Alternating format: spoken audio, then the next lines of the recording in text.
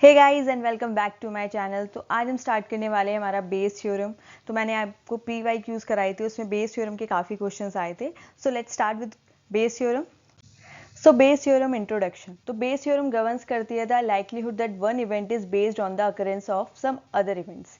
इसमें क्या बात कर रहे हैं हम, अगर इवेंट ए की बात कर रहे हैं तो उसकी अकरेंस डिपेंड करती है अगर कोई पहले से इवेंट बी अकर हो चुका होगा। ठीक है ना, इन दोनों के इवेंट एक दूसरे पर क्या है, एक कंडीशन लगा दी जाती है कि पहले बी इवेंट हुआ होगा, उसके बाद आप ए इवेंट की प्रोबेबिलिटी फाइंड आउट करेंगे।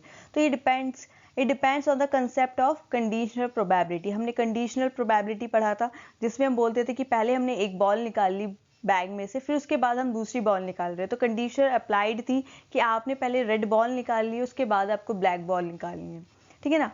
This theorem gives us the probability of some events depending on the circumstances of condition related to other to the event. अब क्या कह रहे हैं, इसमें हम प्रोबेबिलिटी निकालते हैं किसी एक इवेंट की डिपेंडिंग ऑन सम कंडीशंस, कुछ कंडीशन अप्लाइड कर देते हैं। जैसे कि अगर हमारे पेरेंट्स हमसे बोलते हैं कि अगर आपके 90 प्लस आए तो हम आपको मोबाइल फ़ोन दिलाएंगे।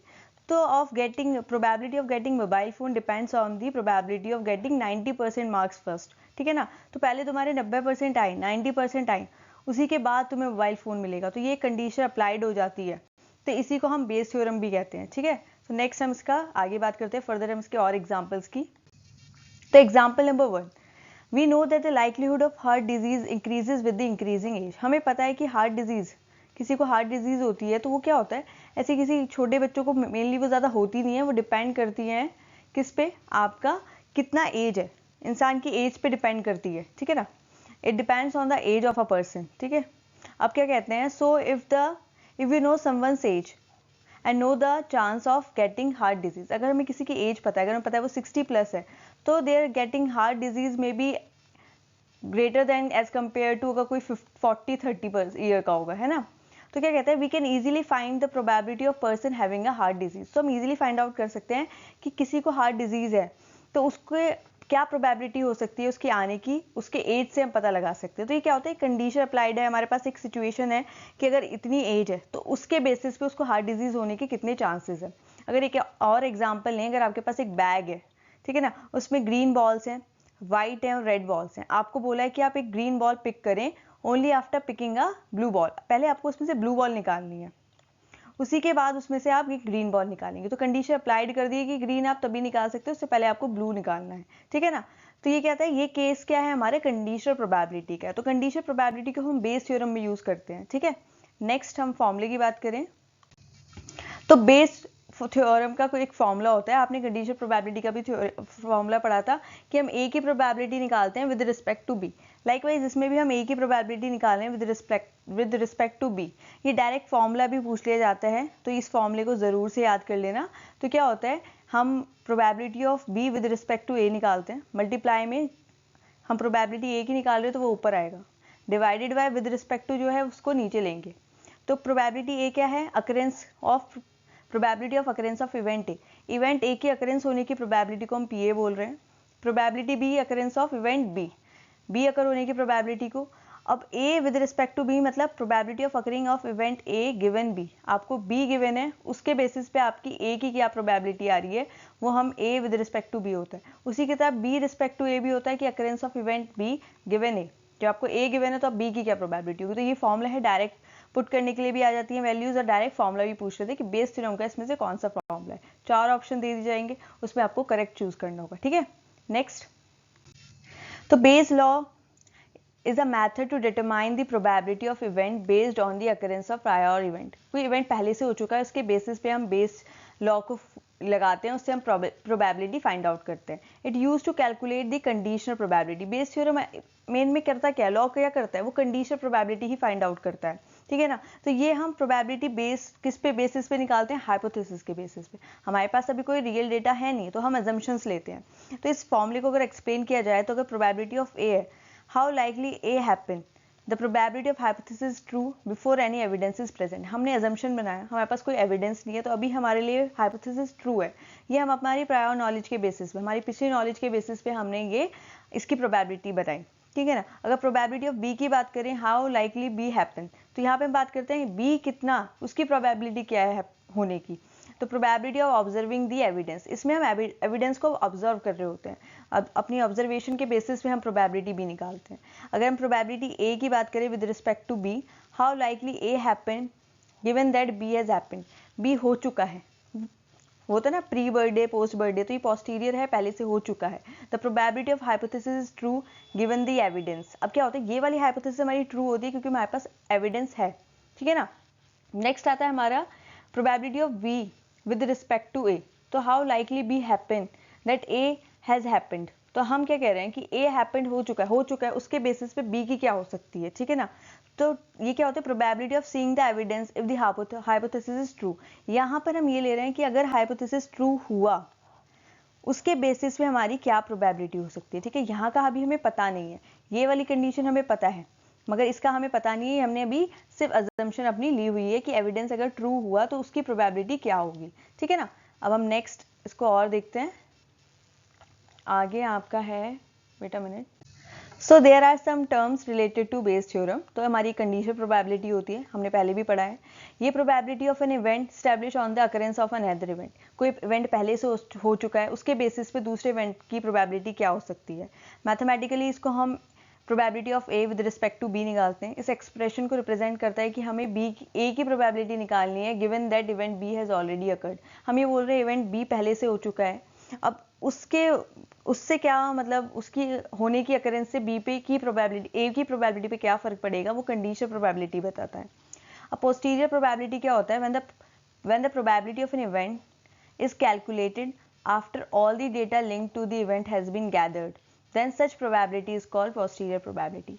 क्या कह रहे हैं, आपने कोई किसी इवेंट की प्रोबेबिलिटी निकालनी, तो आप क्या करेंगे, आपके पास जितना भी डेटा है आप उस सब डेटा को लिंक करेंगे, सारा डेटा गैदर करेंगे, फिर लिंक करेंगे, उसके बेसिस पे आप अपने प्रोबेबिलिटी निकालेंगे किसी इवेंट की, उसको हम पोस्टीरियर प्रोबेबिलिटी कहते हैं।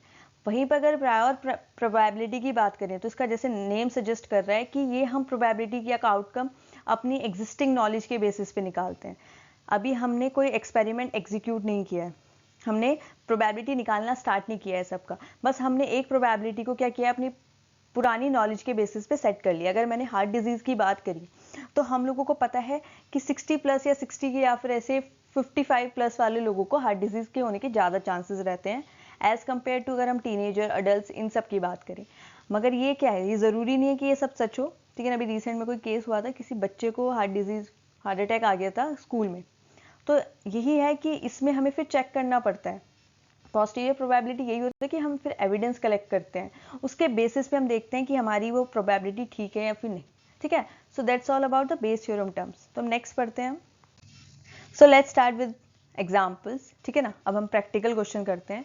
एक बैग है, बैग 1, जिसके अंदर 4 तो हमारी वाइट बॉल्स हैं और 6 हमारी ब्लैक बॉल्स हैं, ठीक है। ये हमारा बैग 1 है, इसके अंदर हमारी 4 वाइट एंड 6 ब्लैक बॉल है। ये हमारा बैग 1 है। और दूसरा हमारे पास अनदर बैग है, दैट इज बैग 2, इसके अंदर हमारी 4 हैं वाइट बॉल्स और 3 है हमारी ब्लैक बॉल्स। अब हमने एक बॉल निकालनी है randomly from one of the bags, एक बैग में से हमें एक बॉल निकालनी है and it is found to be black. अब वो क्या होनी चाहिए, ब्लैक होनी चाहिए। कंडीशन होगी कि हमें ब्लैक निकालनी है। अब हमें प्रोबेबिलिटी निकालनी है that it was drawn from a bag 1, तो हमें पहला हमारी कंडीशन जो है that is it should be black ball, ठीक है। अब वो किस में से निकालनी है, हमें बैग 1 में से। तो हम पहले अपने अजम्पशन लेंगे 2, दैट इज E1, कि हमने पहले चूज किया है बैग 1। दूसरी हमने लेंगे कि हमने चूज किया है बैग 2। ए हमारा हो जाएगा इवेंट कि हमने वो ब्लैक बॉल निकाली है। अब देखो दोनों की होने की प्रोबेबिलिटी, अगर हम प्रोबेबिलिटी ऑफ E1 की बात करें और प्रोबेबिलिटी ऑफ E2 की बात करें, टोटल आउटकम्स कितने हैं, 2, और एक एक की यानी क्या हो जाएगी 1/2, तो दोनों की 1/2 हो जाएगी, तो दोनों की प्रोबेबिलिटी सेम हो गई। अगर हम बात करें कि ब्लैक बॉल हमने वाइट बैग में से निकाली है, ठीक है, तो probability of A with respect to E1, तो उसकी क्या हो जाएगी, अब इस वाले बैग में हमारी ब्लैक बॉल है 6 और टोटल नंबर ऑफ बॉल्स कितनी है 10, तो ये हमारा 3/5 आ जाएगा कि हमने ब्लैक बॉल बैग 1 में से निकाली है। ऐसे ही हम ब्लैक बॉल अगर हम बैग सेकंड से निकालेंगे तो क्या होगी, उसमें हमारी ब्लैक बॉल्स हैं 3 और टोटल नंबर ऑफ बॉल्स हमारी 4 + 3 7, 3/7। अब हम बेस थ्योरम का फॉर्मूला लगाएंगे कि हमें ये निकालना है कि हमने जो ब्लैक बॉल निकाली है वो हमने बैग 1 में से निकाली है, दोनों बैगों में से हमने बैग 1 निकाला है, तो हमें probability of E1 find out करना है। तो उसका फॉर्मूला हमारे क्या हो जाएगा कि प्रोबेबिलिटी ऑफ E1 मल्टीप्लाई में probability of A with respect to E1।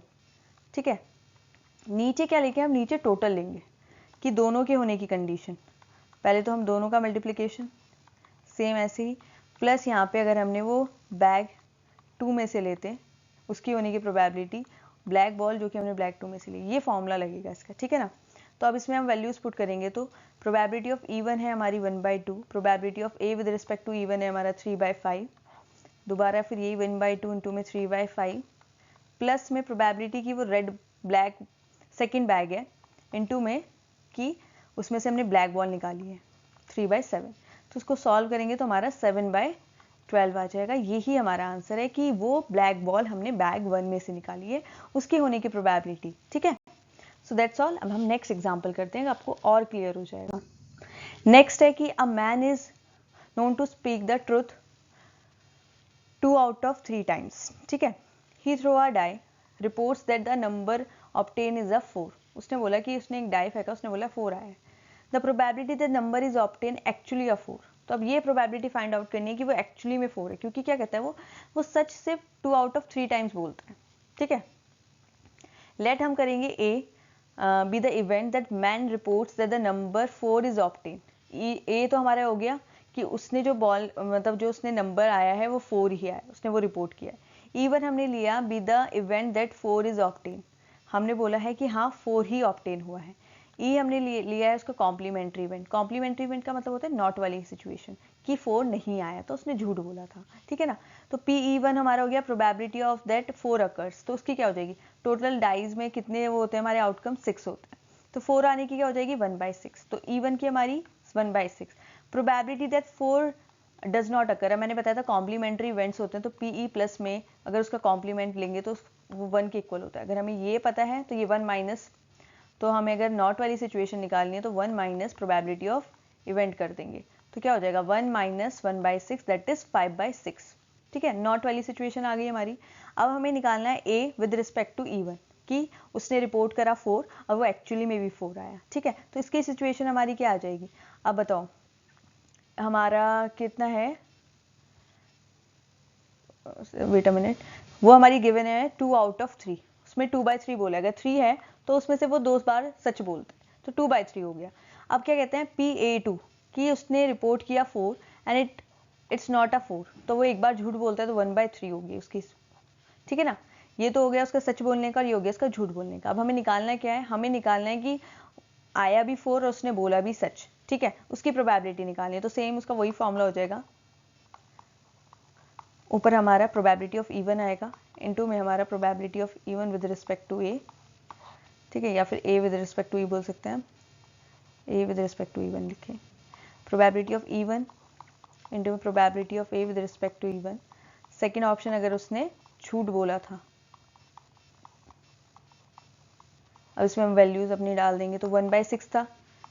ठीक है, कि 4 आया है और उसने सच भी बोला है तो 2/3, अगेन वही 4 आया था उसने सच बोला है और इसमें 4 नहीं आया था और उसने सच भी नहीं बोला है, सॉल्व करके हमारा 2/7 आ जाएगा। ठीक है, तो दैट्स ऑल अबाउट हमारा बेस थ्योरम। आपको मेन क्या है कि फॉर्मूला आपको याद होना चाहिए, तो आप इजीली पुट डाउन कर सकते हैं वैल्यूज़ को। ठीक, थोड़ा भी टाइम लगेगा, प्रैक्टिस करते रहिए, इजीली हो जाएगा।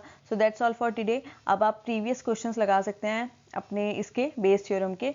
उसमें लिखा हुआ था, एक क्वेश्चन था कि कौन सी थ्योरम है जिसमें हम प्रीवियस नॉलेज के बेसिस में प्रोबेबिलिटी फाइंड आउट करते हैं। अभी मैंने बताया था इसमें हमारा प्रायर नॉलेज को यूज़ करते हैं, तो इसमें क्या होता है वो हमारी बेस थ्योरम होती है। या फिर किस में हम फ्यूचर प्रोबेबिलिटी निकालते हैं, पोस्टीरियर होता है, तो वो भी हमारा बेस थ्योरम का पार्ट है। ठीक है, सो अब हम नेक्स्ट स्लाइड अपनी स्टार्ट करेंगे जिसमें हम टाइप्स ऑफ हाइपोथेसिस टेस्टिंग के जो टेस्ट होते हैं उनके बारे में पढ़ेंगे। So stay connected, bye bye, all the best for your exam.